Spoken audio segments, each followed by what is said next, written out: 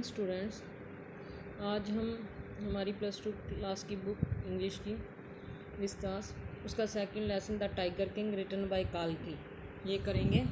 काल्की इनके राइटर हैं जिन्होंने एक अच्छी मोरल स्टोरी के बारे में बताने की कोशिश की है, जिसमें उन्होंने ह्यूमन क्रूएलिटी टुवार्ड्स एनिमल के बारे में दर्शाने की कोशिश की है कि किस प्रकार ह्यूमन बीइंग सेल्फिश हो जाते हैं कि बिना किसी रीजन के वो मनुष्य जानवरों को मारना शुरू कर देते हैं, कि मनुष्य और जीवों की विभिन्नता का आपस में काफ़ी संबंध है। बताता है कि विभिन्नता के कारण उसे भोजन, स्वास्थ्य, कपड़े आदि प्रदान होते हैं और उसके बचपन से ही।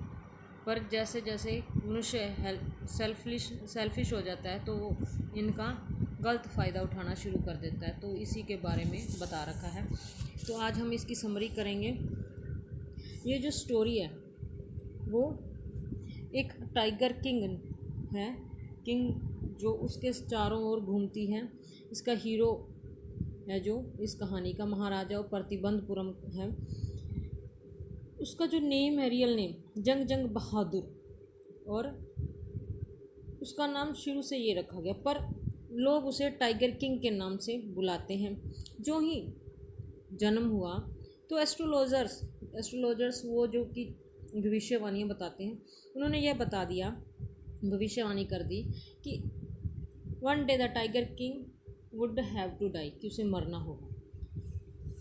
और जो चीफ एस्ट्रोलॉजर ने यह भी भविष्यवाणी कर दी कि इसकी मौत एक टाइगर से होगी, क्योंकि उसका जो जन्म था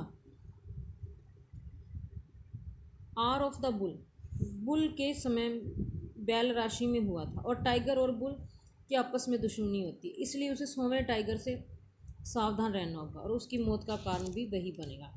तो इस डर के चलते हुए प्रतिबंधपुरम में राज्य ने के जंगलों में अनेक टाइगर थे। 20 वर्ष की आयु में टाइगर किंग ने टाइगर्स का शिकार करना शुरू कर दिया। जब उसने फर्स्ट टाइगर मारा तो बहुत खुश हुआ, तो उसने राज्य में अपने सिवाय किसी भी व्यक्ति को टाइगर का शिकार करने पर पाबंदी लगा दी, और टाइगर किंग ने यह शपथ ले ली कि वह सभी मामलों की ओर ध्यान नहीं देगा जब तक वो शिकार 100 टाइगर्स का नहीं कर लेता। उसके बाद राज्य के सारे मामलों को देखेगा।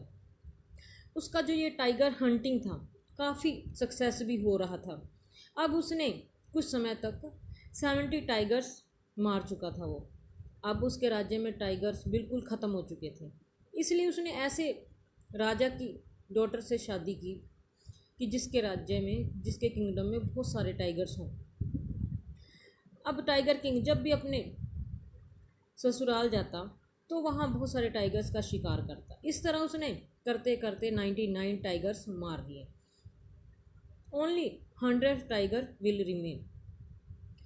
अब वो काफ़ी चिंतित हो उठा कि 100वां टाइगर मिले और उसे मारे, और उसे 100वां टाइगर ढूंढना भी असंभव सा प्रतीत हो रहा था, जिससे टाइगर किंग बहुत ज़्यादा एंग्री हो गया। उसने अपने मिनिस्टर को मद्रास के पब्लिक पार्क से टाइगर मंत्री को लाना पड़ा अपने टाइगर किंग के लिए। उसने टाइगर को अपने घर छुपा रखा था। वह टाइगर बहुत ज़्यादा बूढ़ा और बीमार था। राजा ने इस टाइगर का सावधानी पूर्वक निशाना साधा, पर जो गोली थी हंटिंग करते समय चूक गई और टाइगर वहीं गिर गया।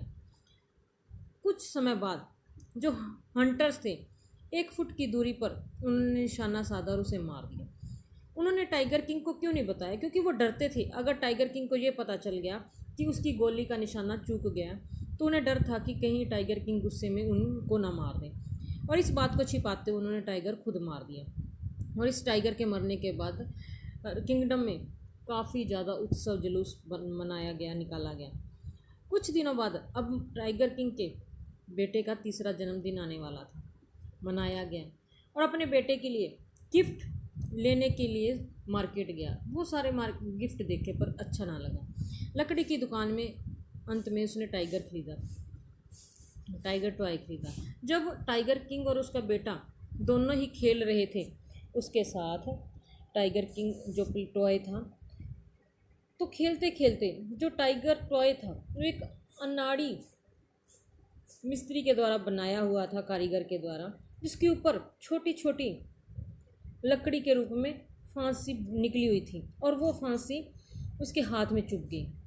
अब राजा ने उसे अपने दूसरे हाथ से निकाल लिया और खेलता रहा, और अगले ही दिन इन्फेक्शन उसके हाथ में पूरी तरह फैल गया और 4 दिनों के अंदर तो एक फोड़े के रूप में उसमें से पस निकलने लगी। और डॉक्टर बुलाए गए, फेमस डॉक्टर उसके किंगडम में से, और एक अनसक्सेसफुल ऑपरेशन भी किया गया। जब ऑपरेशन हुआ, ऑपरेशन के बाद डॉक्टर्स बाहर आए तो उन्होंने कहा कि ऑपरेशन इज सक्सेसफुल और टाइगर किंग इज़ डेड। उन्होंने बताया कि जो हमारा राजा है वो मर चुका है।